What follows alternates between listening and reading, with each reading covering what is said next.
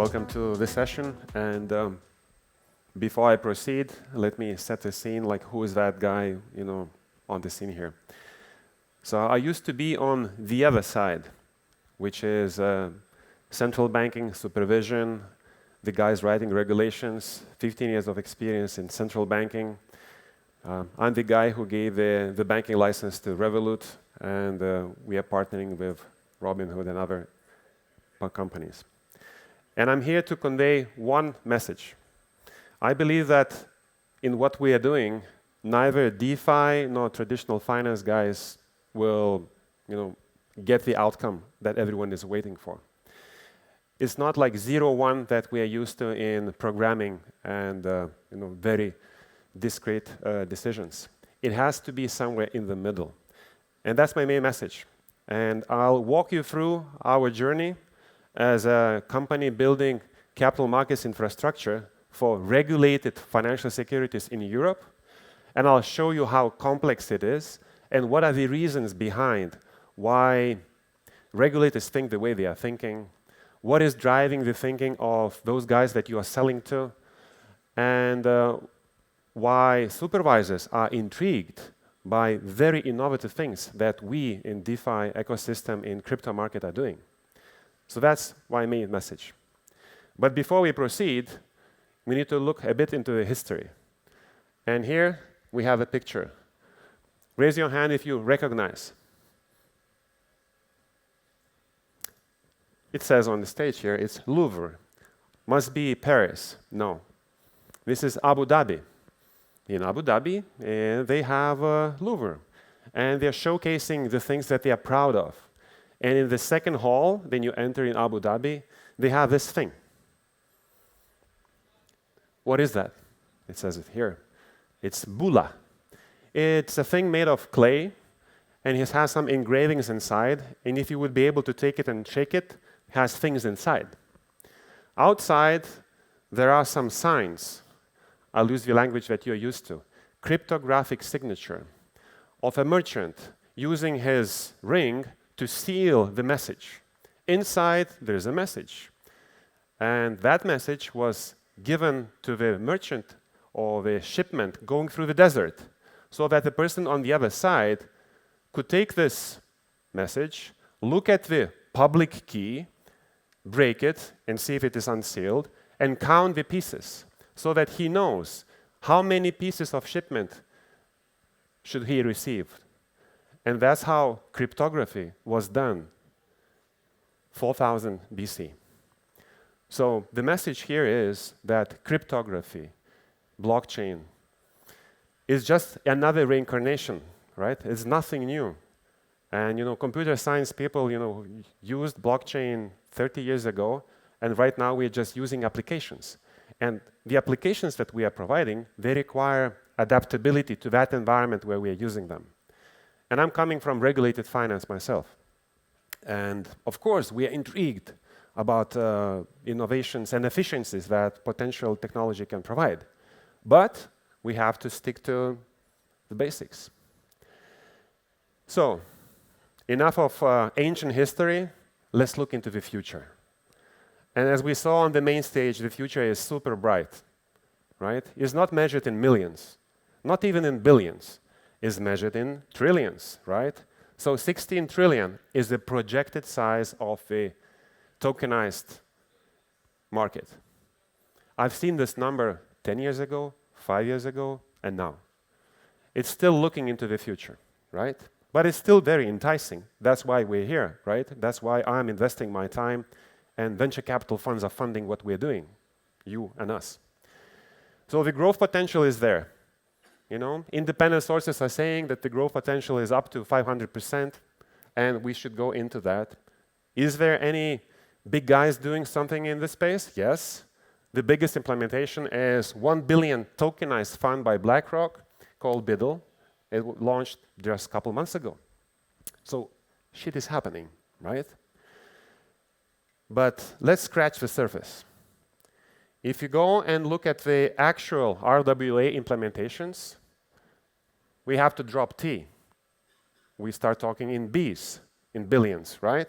So 23 billion is what we have right now. in the RWA space. It's not trillions. It's still way to go, right? I'm not presenting here nothing new, right? It's just, public information available. And if we drill down deeper into the subject of the conversation here, what is the most promising layer 1 protocol in the world? You know the answer, right? Let's look there.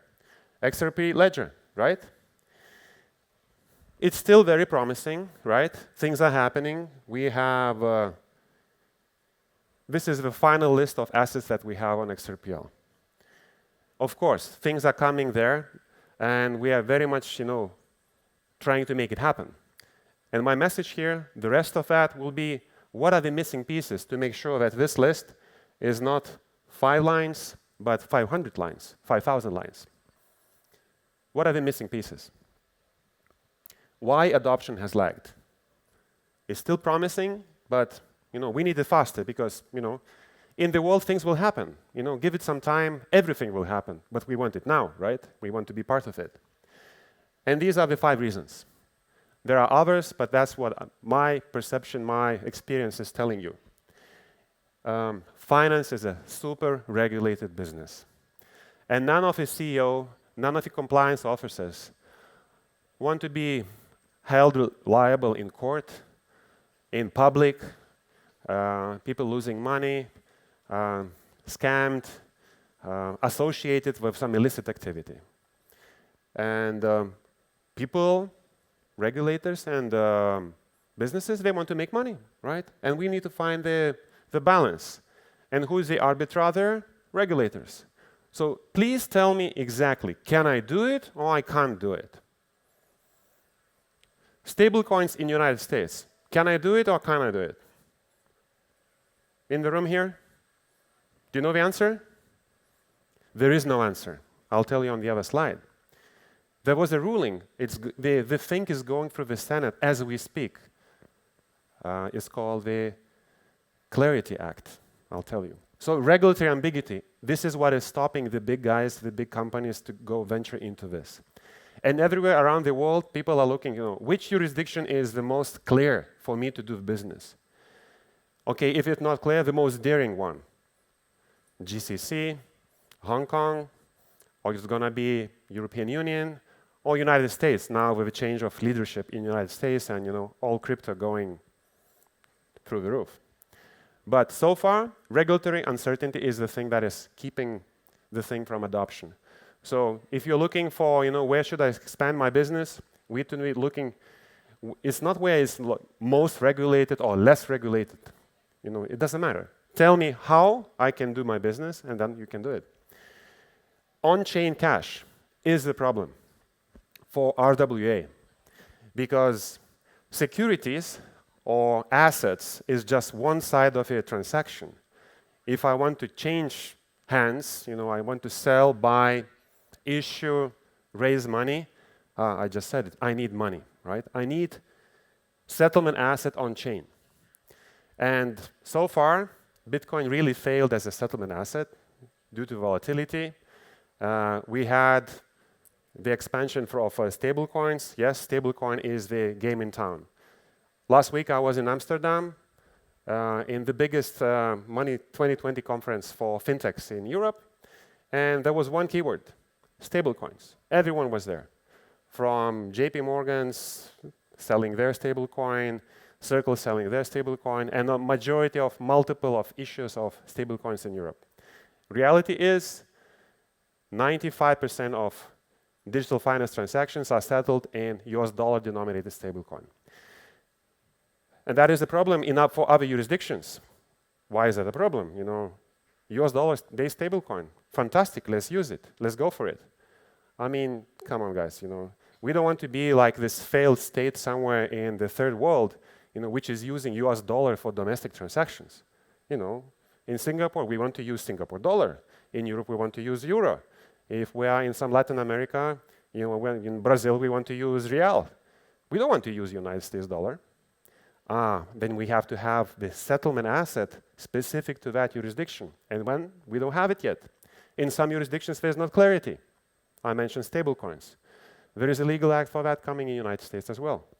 Not clear. Legacy plumbing is another thing. If we want to interconnect with the traditional finance people, they invested billions in the infrastructures, managing collateral, sending collateral to the central bank so they can get cash from the central bank, interconnecting with registrars from tax authorities and others. And now we come in with a proposition and we're saying them, throw everything out, put everything on the ledger. Doesn't happen like that. We need to go piece by piece. Okay, fine, I can put some part of my transactions, let's say listing. Okay, fine. It's just a trading venue. Okay, settlement on the usual rails. Maybe vice versa. I can do trading on the usual rails, settlement on some other rails. But it will not be big bank transaction that we are looking for. That is why adoption is lagging again. Cybersecurity, operational risk. Regulators are scared shitless about all the hackings which they observe. So if they see the biggest bank in Singapore going into crypto space, they're saying, are you sure? Do you control everything? Do you have a full controllability of what you're doing? And that's the debate on public versus private ledger. It's not that regulators don't see the potential of a public ledger, but they're very scared, can we control it? Not for the purposes of being in control of things, but if things go wrong, whom I go after? Is it going to be this or that person? So cybersecurity and operational risk is something, again. So what's the answer to that? MVPs, test cases, issuances for like one-offs, and that is proving. But that will take time. So that's the other reason. And I will not bother you, but there is a big thing that really worries accountants. How do I treat the digital asset? If it appreciates in value and if it's sold at a loss, can I recoup it? The accounting framework has not been adapted to digital assets yet. So that's also something that is stopping serious implementation. I'm talking here about moving government bonds of trillion transactions into the digital space, because we need to answer all of those questions. So let me be a bit more specific on regulatory landscape. I picked 3 jurisdictions: United States, European Union, United Kingdom. Let me give you a deep dive into what is happening there. United States, Clarity Act. Clarity Act is setting the regulatory perimeter of SEC and the commodities regulator. They're saying they will do this, and they are in charge of that regulation, and don't bother them with that. As I said, June 11, today is June 11, right?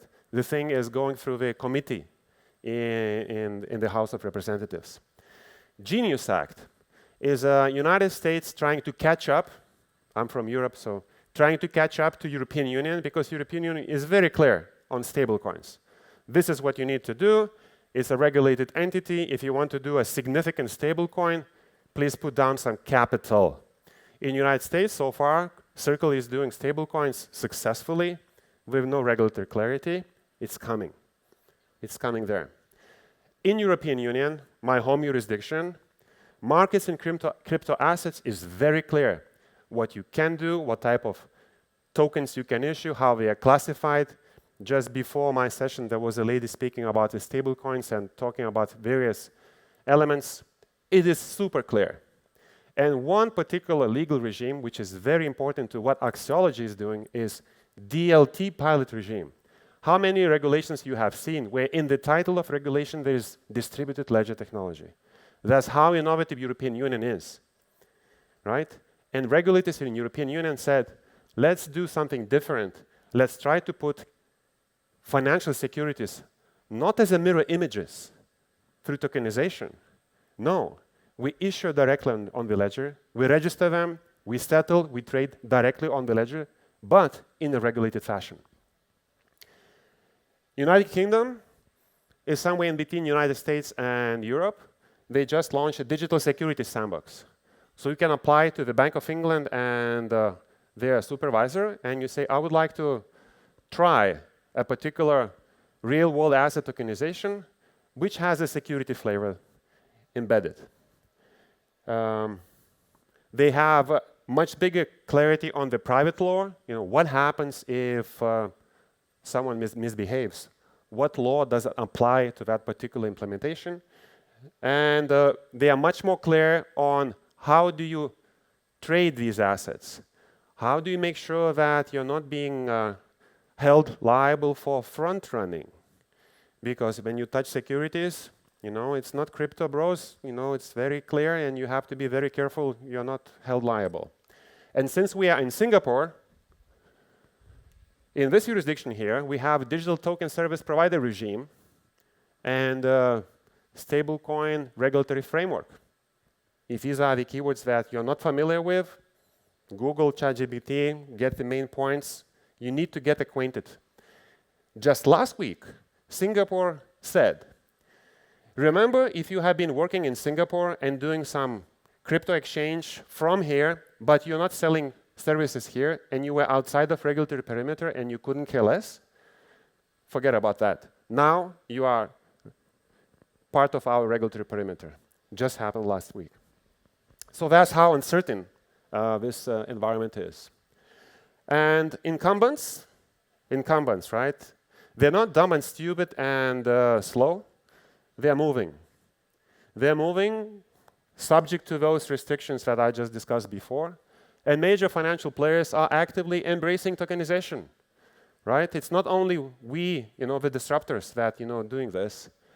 BlackRock, fund unit, money market fund in Singapore by UBS on HSBC, doing a thing which is cutting 3 jurisdictions, Hong Kong, Luxembourg, and the one that I forget, JP Morgan stablecoin for collateral management across the globe.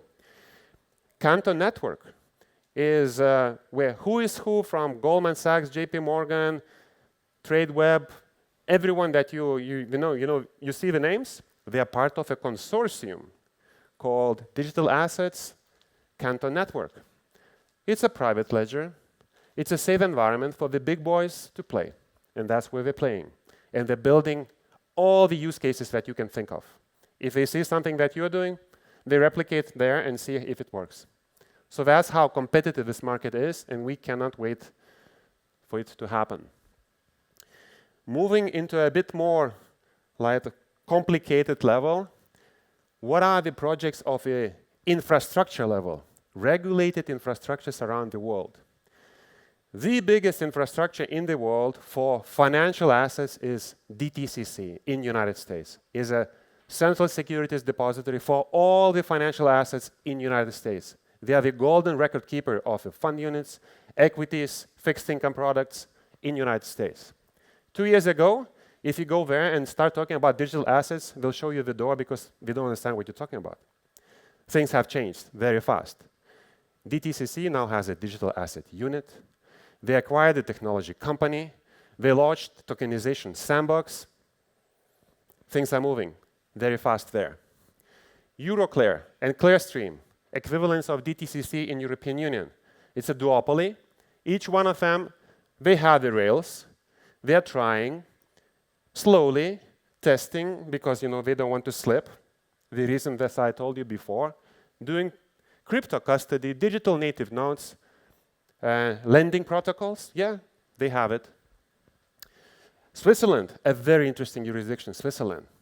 They want to be much more innovative compared to the other ones to attract you and other jurisdictions.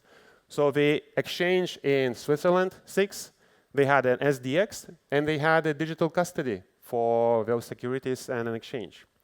And a multiple of other implementations which are happening around the world. Since I'm from Europe, this is the regulatory regime that you all should be aware of.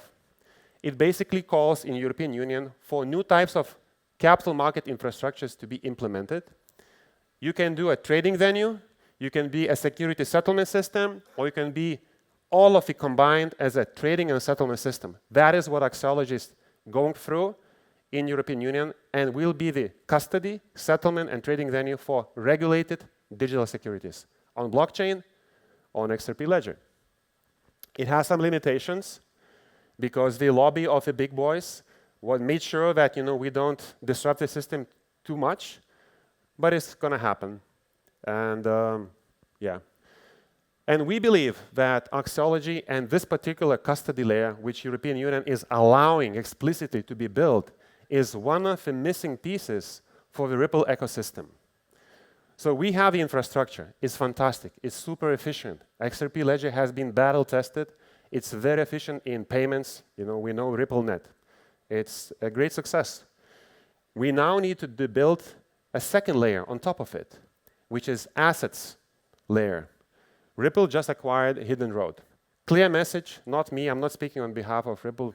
I don't know anything about that. But it tells me they're going into brokerage. They just acquired a broker. Why would you need a broker? Regulated securities, right? Okay, maybe some crypto, but we need a brokerage. And Axiology, trading and settlement system, this regulated digital asset infrastructure is the missing piece for the traditional finance implementation. Yes? Some of the informed people here can say, but Ripple has Metaco. Metaco is for crypto custody. What about digital securities? Regulated, equities, fixed income. The Axiology is the answer. So our journey, we had 17 rounds of discussions with regulators. And here's my message. How unsure regulators are, right?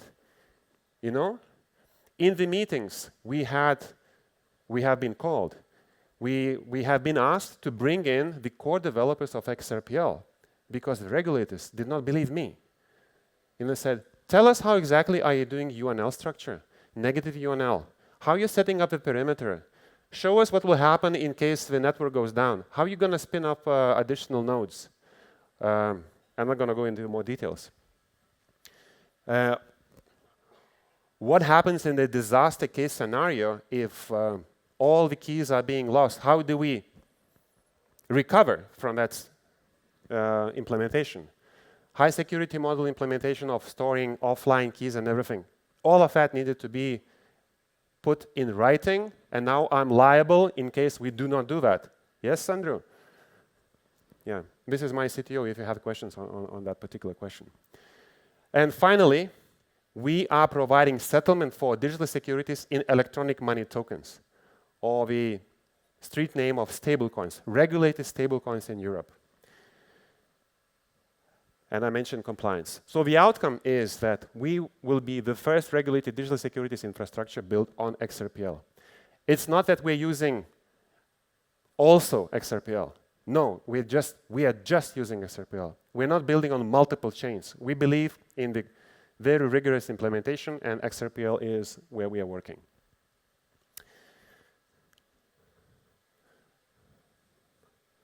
I'm stuck.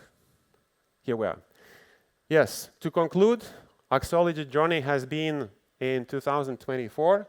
We raised 2 million euros. We put 1 million euros aside for regulatory capital. And we are right now, after 1 year, that tells you how long it takes, in the final stages of being licensed to operate this super infrastructure in European Union. In collaboration with our partners Ripple, we deployed our technology in Colombia. We built government bonds tokenization platform for the Central Bank of Colombia, where banks were trading government bonds in digital form and settling in stablecoin, CBDC at that particular implementation.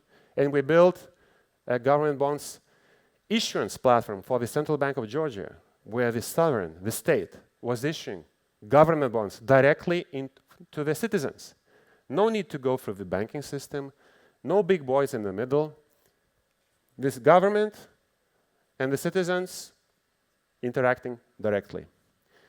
And finally, just to show you how we are interconnecting with ecosystem and what we truly believe in, we are super happy that finally we have euro-denominated stablecoin, and we are working very closely with our partner Schumann. If you haven't talked to them, please talk to them. Yes? Yes, right there. How we can bridge DeFi, where the stablecoin is on public ledger, XRPL ledger, and the super regulated infrastructure for securities, where we provide securities transaction, and you can settle in anything you want. You want to settle in euro-denominated stablecoin, so be it. That's how it's working. If you have details, stop me after we talk. Thank you.